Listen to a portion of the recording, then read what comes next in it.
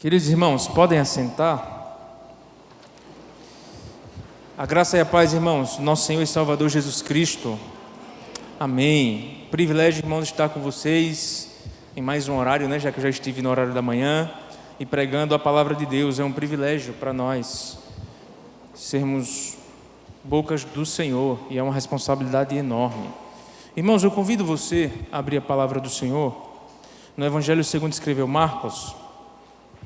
E nesta noite nós estaremos lendo o capítulo 2, nos versículos 13 ao 17. O Evangelho segundo escreveu Marcos, capítulo 2, e nós estaremos lendo esta noite os versículos 13 ao 17.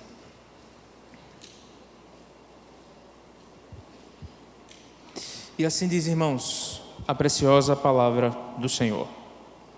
De novo saiu Jesus para junto do mar, e toda a multidão vinha ao seu encontro, e ele os ensinava. Quando ia passando, viu a Levi, filho de Alfeu, sentado na coletoria, e disse-lhe: segue-me. Ele se levantou e o seguiu.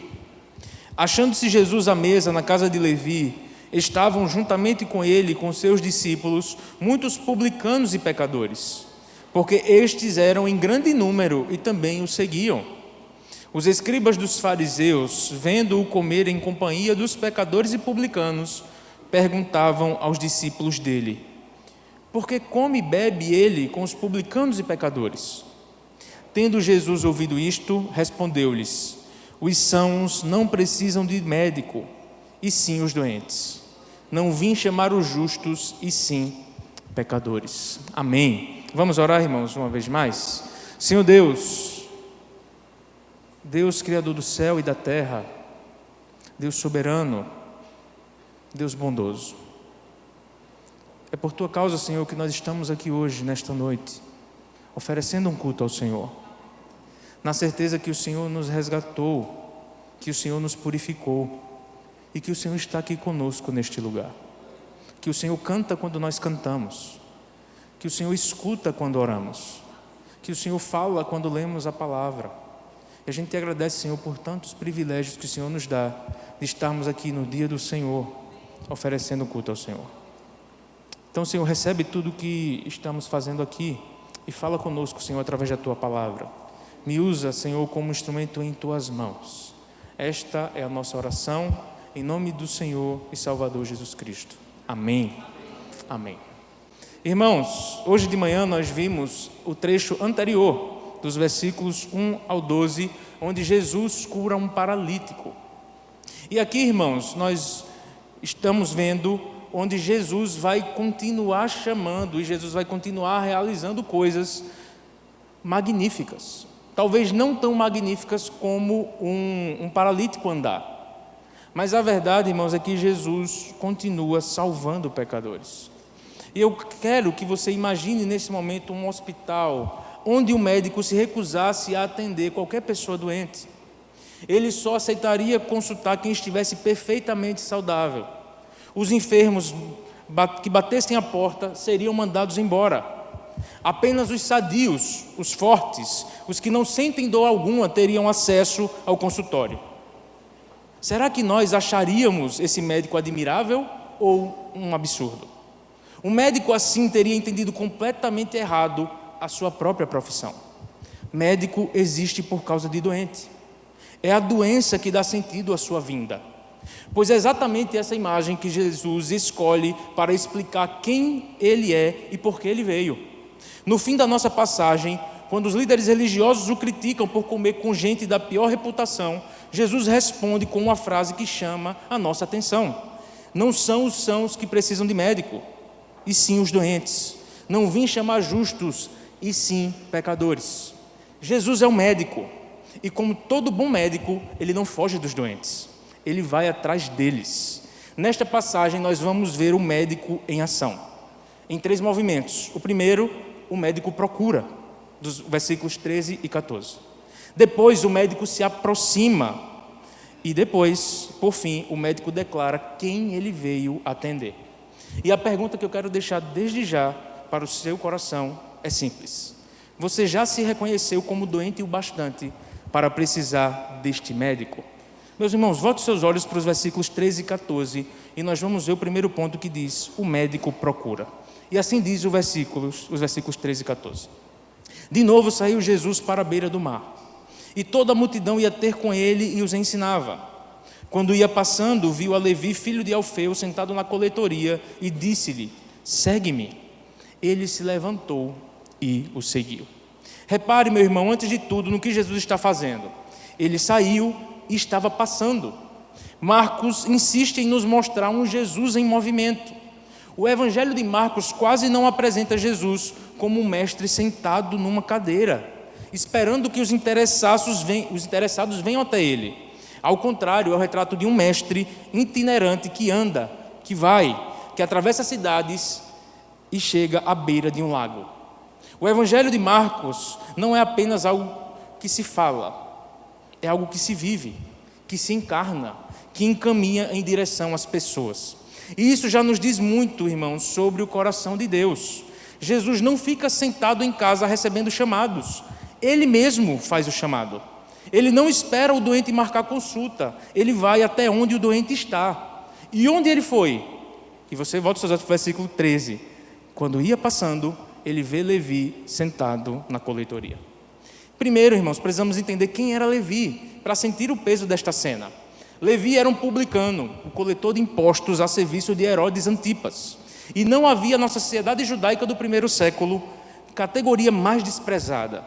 Os publicanos eram vistos como traidores da própria nação, colaboradores de um sistema opressor e ladrões por profissão, porque o lucro deles vinha exatamente daquilo que conseguiam extorquir acima de um imposto devido. O desprezo era total. Um publicano, por exemplo, ele não podia ser juiz, nem testemunha no tribunal. Era expulso da sinagoga. Sua presença era motivo de vergonha para a família inteira. O simples toque de um publicano tornava uma casa ritualmente imunda. Os judeus eram proibidos de receber dinheiro dele e até de aceitar suas esmolas, porque tudo era presumido como roubo. Havia uma regra rabínica dizendo que era permitido mentir a um publicano sem culpa alguma, e era classificado junto com os ladrões e assassinos. Este homem, meu irmão, não é um homem religioso, não é um homem justo, não alguém à beira da respeitabilidade, mas um que estava completamente fora dela, que Jesus procura e chama. Segue-me. A palavra seguir no Evangelho de Marcos é reservada aos discípulos de Jesus. Nunca é usada para os que se opõem a ele. É praticamente sinônimo de fé. E é um chamado que envolve risco e custo.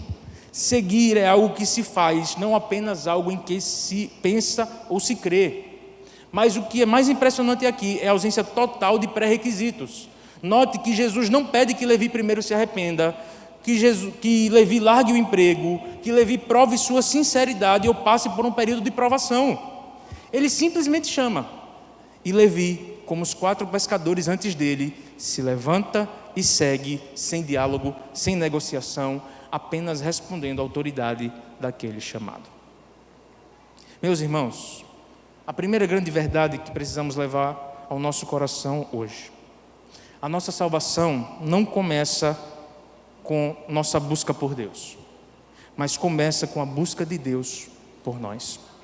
Nós gostamos de pensar que fomos nós que encontramos a Cristo, mas a verdade da Escritura é que Ele nos procurou primeiro, quando ainda estávamos sentados na coletoria das nossas vidas, ocupado com aquilo que nos afastava dEle, sem nenhum mérito para exibir. E olhe para o tipo de gente que Ele procura. Se Jesus chamou um publicano, então não existe passado sujo demais, reputação estragada demais, história perdida demais para o alcance deste médico. Quantos aqui nesta igreja chegaram aqui carregando a certeza de que talvez para mim seja tarde demais, no lugar de: será que Deus pode me salvar? Escute, o médico não procura os saudáveis, meu irmão. Ele procura exatamente o tipo de pessoa que o mundo já descartou. A sua indignidade não afasta a Cristo. Ela é justamente o campo onde a graça dele mais se manifesta. E note para onde tudo aponta. Levi não tinha nada a oferecer. Não foi competência dele, não foi a religiosidade dele, nem o esforço dele que o qualificaram. Foi apenas Jesus passando, vendo, chamando. Toda a iniciativa é de Jesus. Do começo ao fim, a solução é uma só, meu irmão: Cristo. O Cristo que vem, o Cristo que procura, o Cristo que chama. E se nós estamos aqui hoje, saibamos que não foi por acaso, pois o médico passando pela nossa vida, mais uma vez, dizendo o seu nome. O médico tem nos chamado, meu irmão, dia após dia. O médico tem sarado as nossas enfermidades. O médico tem nos livrado dos nossos pecados.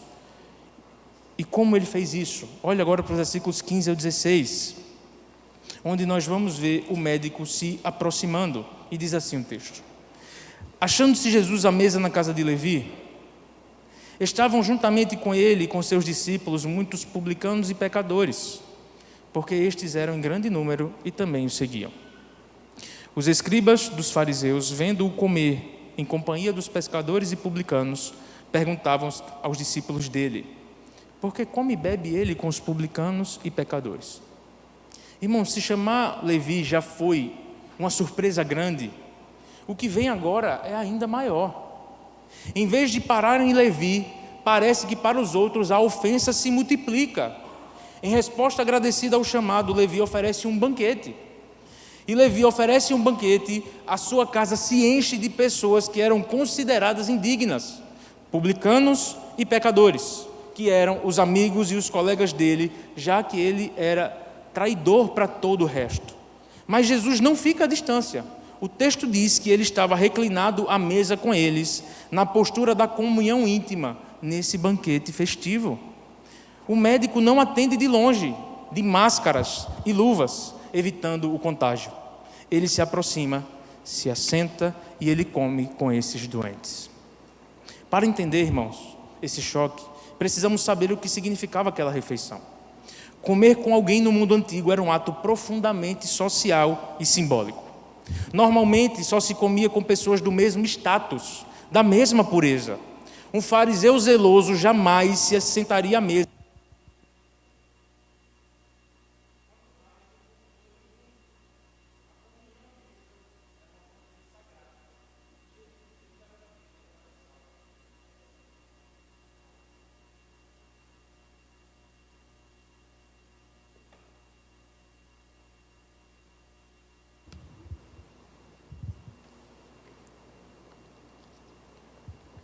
Continuando, irmãos.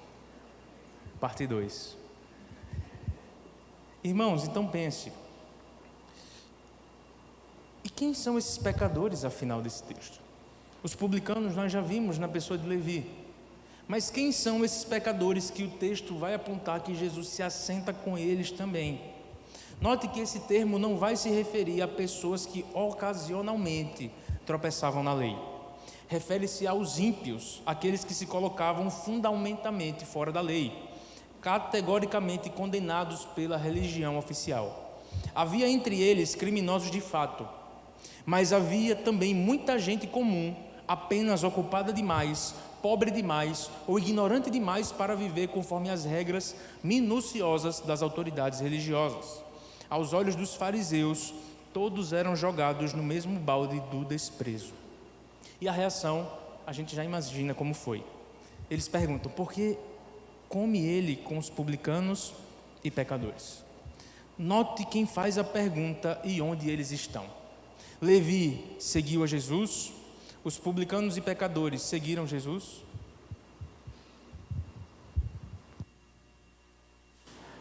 Continuando. Mas os escribas e os fariseus não seguem Jesus, irmãos. Eles ficam de fora, observando, julgando. A comunhão com Jesus se funda em padrões radicalmente diferentes dos mestres da lei. Enquanto o estudo da lei supostamente tornava a pessoa merecedora e justa, Jesus chama justamente os abertamente não merecedores e se reclina com eles. E aqui está um ponto importante. algo que precisamos ouvir com muito cuidado. Jesus não impôs o arrependimento como pré-condição para amar e aceitar aquelas pessoas. Ele não disse: primeiro consertem a vida de vocês, e então eu me sento à mesa. Se ajeitem, e então eu caminho com vocês. Jesus os ama e os aceita como eles eram. Se muitos depois abandonaram o mal e mudaram de vida, como Zaqueu mudou, por exemplo, como publicano, não foi para ganhar o favor de Jesus, mas porque Jesus os amou enquanto ainda eram pecadores. O fundamento daquela comunhão à mesa era o perdão que Jesus, como Messias, oferecia livremente. Irmãos, a graça do Senhor é um escândalo para o mundo. Muitas vezes, irmãos, nós podemos ficar nos perguntando: mas como aquela pessoa ali, como aquela pessoa está na igreja? Ela diz ser crente, porque eu sou muito melhor que ela. Mas, meu irmão, imagine que era justamente isso que os escribas, que os fariseus falavam a respeito dos outros. E é justamente para essas pessoas escanteadas, marginalizadas, que Jesus escolheu caminhar. Pessoas como eu e como você. Jesus olhou graciosamente para nós. Jesus olhou para nós, lavou o nosso corpo, lavou o nosso coração e nos fez andar com Ele, irmãos. Imagina só se Jesus olhasse para nós como nós olhamos para os outros. Mas graças a Deus, irmãos, que Jesus nos olha como o Senhor. E aqui, irmãos, nós precisamos olhar para essa cena e examinar com honestidade. Os fariseus entendiam a religião como separação, ou seja, separar-se de tudo o que pudesse contaminar. Objetos, comida e principalmente pessoas. No entanto, foi exatamente essa obsessão por separação que os deixou de fora, olhando pela janela enquanto os pecadores se banqueteavam com o Salvador. A chave do reino não é separação, é transformação. Sal e luz não erguem barreiras defensivas, mas eles vão e transformam o ambiente ao redor. Que tipo de igreja nós temos sido? É muito fácil nós nos enrolarmos num casulo cristão confortável, cercado apenas de gente que pensa como nós, que fala como nós, que vive como nós, e chamar isso de santidade. Mas um médico não faz bem algum aos enfermos se vive escondido dentro da clínica, atrás das portas trancadas. Se a nossa vida cristã só nos aproxima de outros cristãos e nunca daqueles que Cristo veio buscar, talvez tenhamos confundido o Evangelho como um clube. Pense em quem são os publicanos e pecadores da nossa cidade, do nosso bairro, do nosso país. Quem são as pessoas que a sociedade e às vezes a própria igreja já rotulou e descartou? São essas pessoas que Jesus procuraria hoje. E a pergunta é: elas encontrariam em nós um Cristo que se aproxima ou fariseus que julgam de longe? E veja mais uma vez para onde tudo converge, irmãos. Aquelas pessoas não foram transformadas por um programa, por uma regra ou por uma reforma moral imposta de fora. Eles foram alcançados por uma pessoa que se aproximou. O que muda vidas não é a nossa capacidade de melhorar pessoas, é Cristo. E Cristo somente, aproximando-se do pecador antes que ele tivesse qualquer condição de merecer. A igreja não tem uma técnica a oferecer ao mundo, ela tem um médico que se aproxima. Só ele salva, e ele salva chegando perto. Meu irmão, nós temos que nos relacionar com pessoas que não conhecem a Deus.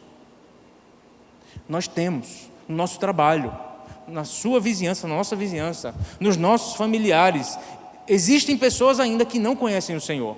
E como é que a gente acha que essas pessoas vão ser alcançadas? Pregando o Evangelho, irmãos. Nós devemos apresentar esse médico aos doentes, porque este médico foi apresentado a nós.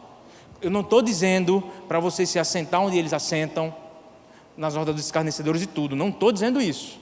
Mas, meu irmão, existe um modo de evangelismo que talvez seja um dos mais eficazes, que é o relacionamento. E existe um livro que fica a indicação, que é Amizade, a chave para a evangelização. Se você não leu, leia esse livro. Porque ele vai falar a respeito também de como muitas vezes a gente reduz apresentar a Cristo como uma entrega de um folheto. E na verdade, meu irmão, nós pouco apresentamos ao Jesus ressurreto. E essa é a nossa responsabilidade, não somente como pastores, presbíteros ou diáconos, mas como igreja do Senhor. Porque foi isso que Jesus fez conosco. Agora volte, meu irmão, os seus olhos para o versículo 17.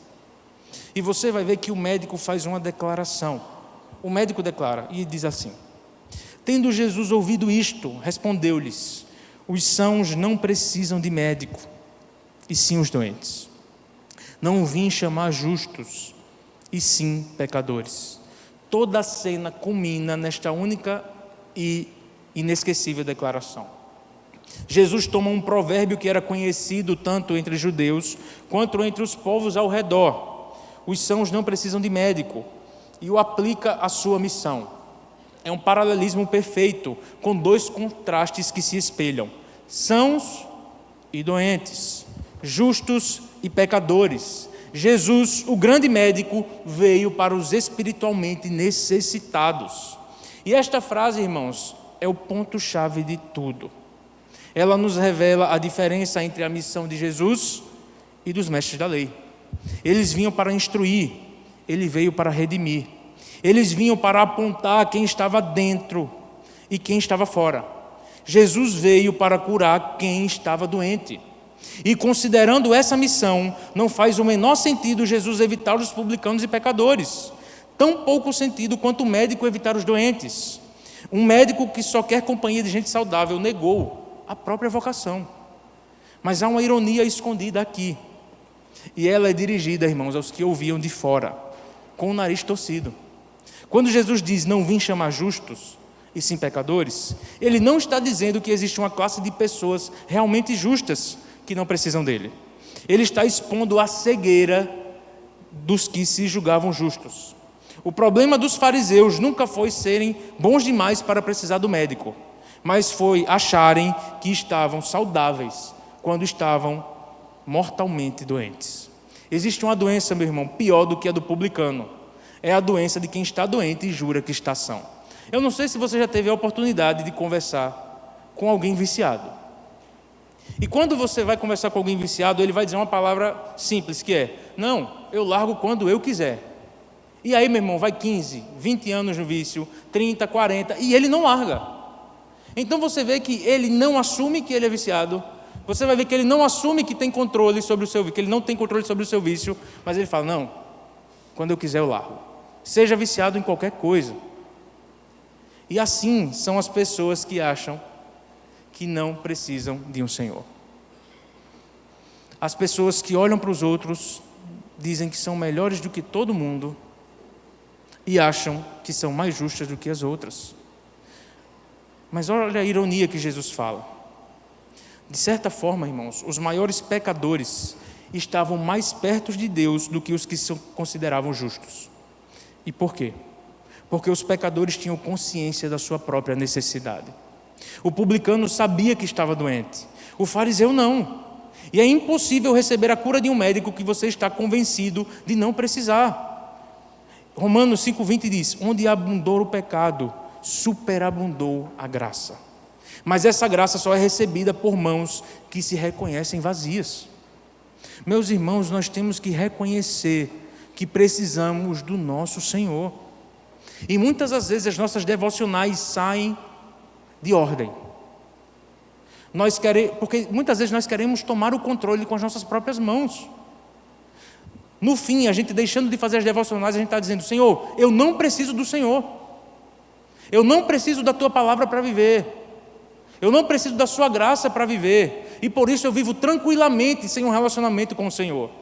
Eu vivo tranquilamente sem ler, sem meditar, sem orar, porque no fim, Senhor, eu não preciso de Você. É isso que a gente fala quando nós não nos relacionamos com o Senhor. Quando os pecadores aqui reconhecem que o Senhor Jesus Cristo é tudo para eles, enquanto os outros que eram bons estavam vendo de fora e julgando eles estavam à mesa desfrutando da presença do Senhor Jesus. E olha que loucura, irmãos. É a gente olhar para esse texto e a gente pensar: Senhor, muitas vezes, talvez eu seja um escriba. Eu tenho a presença do Senhor o tempo todo comigo. Eu posso fechar os meus olhos e ir até o Senhor. Eu posso abrir a Tua palavra na certeza que o Senhor fala comigo. Eu participo da mesa do Senhor na certeza que o Senhor me alimenta com o corpo e com o sangue.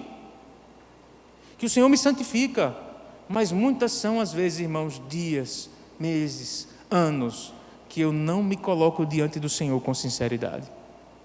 Que eu leio a Bíblia somente para marcar como cheque a leitura anual. Mas no fim do ano, eu não meditei nada.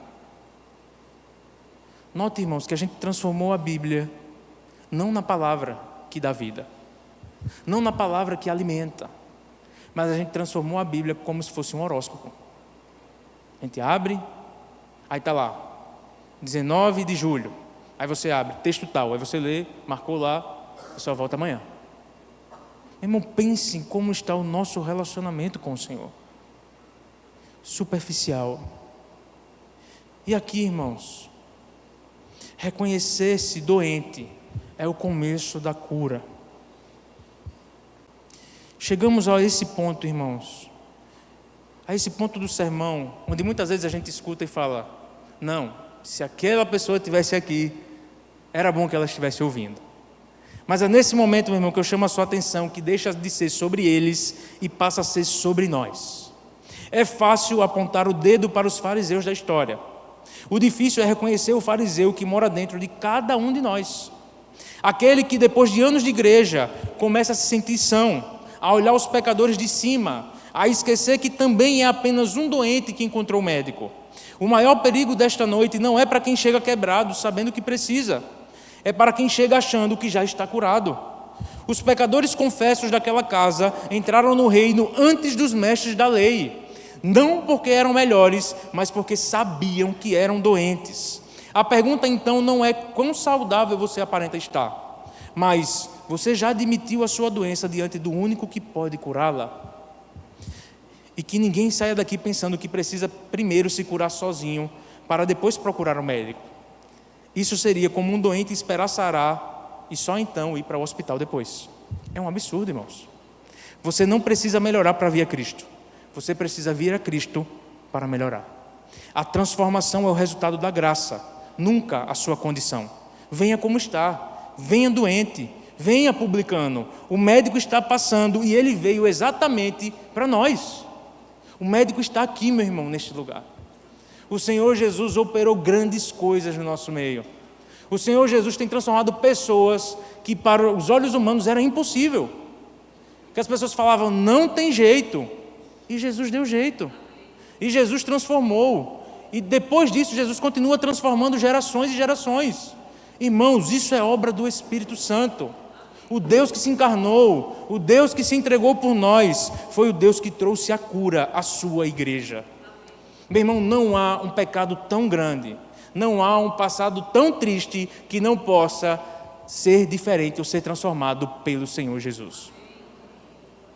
Não fale: Senhor, eu vou esperar melhorar para ir até Jesus. Não, meu irmão, porque eu tenho uma notícia para você: você nunca vai melhorar. Você nunca vai melhorar sem o Senhor. Nós nunca iremos a algum lugar sem o Senhor Jesus. Se nós trabalharmos longe do Senhor, mesmo pastores como somos, nós não vamos a lugar nenhum. E muitas vezes, irmãos, a tentação pode ser a gente olhar para a Bíblia somente como um instrumento de trabalho. Olha, está lendo o texto e fala: não, tenho aqui 3 pontos, 2 pontos, vou pregar, e aquilo não gerar transformação na nossa vida. Mas nós servimos a um Deus que cura. Nós servimos a um Deus que transforma, a um Deus que continua redimindo os povos. E louvado seja o nome do Senhor. E há algo, irmãos, que os que estavam assentados à mesa de Levi ainda não podiam ver com clareza. Mas nós, deste lado da cruz, enxergamos. Este médico que procura os doentes, que se aproxima dos pecadores e que declara ter vindo para os enfermos, não iria curar de graça, quer dizer, de graça para nós, mas ao custo altíssimo para ele mesmo. Para que a comunhão à mesa fosse possível, para que o perdão pronunciado fosse real e não apenas simbólico, este médico tomaria sobre si a própria doença dos seus pacientes. Ele, que era são, se faria doente em nosso lugar na cruz. O Filho do Homem, que aqui se assenta com pecadores, viria a dar a sua vida em resgate de muitos. O médico se feriria para que os feridos sarassem. Pela sua chaga nós fomos curados. Por isso, esta é a boa notícia mais gloriosa que existe. Não é a você que cabe subir até um Deus distante, provando que merece. Foi Deus quem desceu, procurou, se aproximou e declarou que veio exatamente para os que não merecem. A solução para toda a nossa doença, o pecado que separa, a culpa que pesa, a vida que se perdeu, não está em nós mesmos, nem enquanto você consegue melhorar. A solução é uma só e tem um nome: Jesus, o médico que veio para os doentes. Então, volto à pergunta do início, agora como convite. Você se reconhece como um doente? Ótimo. É para você que ele veio. Não fuja do médico com a desculpa de que está sujo demais. É justamente a sujeira que ele veio lavar. Ouça o chamado que ele fez a Levi, sendo feito a nós hoje. Segue-me, e como Levi, levantemos e o sigamos. E Jesus termina dizendo: não vim chamar justos, e sim pecadores. Meu irmão, reconheça o privilégio que você tem de estar diante do Senhor, com o povo do Senhor, sua família reunida ou não, mas tem esperança, meu irmão, que Cristo converte. Cristo transforma. Muitas vezes, por muitos anos, eu estive aí no banco, em datas comemorativas, eu nunca tinha ninguém comigo, meu irmão, até o momento em que eu casei e minha família estava reunida ao Senhor. Todos os anos novos, pastor, quando tinha, vá para perto da sua família, eu sempre ficava sozinho. E eu falava: Senhor, um dia estarei com a minha família diante do Senhor. E quando eu casei, eu lembro do primeiro ano que a gente estava aqui, eu me emocionei e fiz: Senhor, o Senhor é fiel. Então, meu irmão, tem os que estão aqui com a sua família, louvado seja o Senhor. Mas se não é o seu caso, meu irmão, confie e espere no Senhor. O Senhor continua agindo hoje. O Senhor continua chamando pecadores hoje. O Senhor continua convertendo pessoas hoje. E Ele vai converter, meu irmão, se o Senhor quiser, a sua família. Em nome do Senhor Jesus. Os seus filhos, os nossos filhos, aqueles que já estiveram entre nós e não estão mais, que a gente ore para o Senhor e que Ele nos dê esse privilégio de vermos eles retornarem aos braços do Pai. E meu irmão, só o Senhor pode fazer isso. Mas graças a Deus que nós temos Ele. Graças a Deus que Ele está aqui. Graças a Deus que Ele está conosco, habitando em nós através do seu Santo Espírito. E louvado seja o nome do nosso Senhor.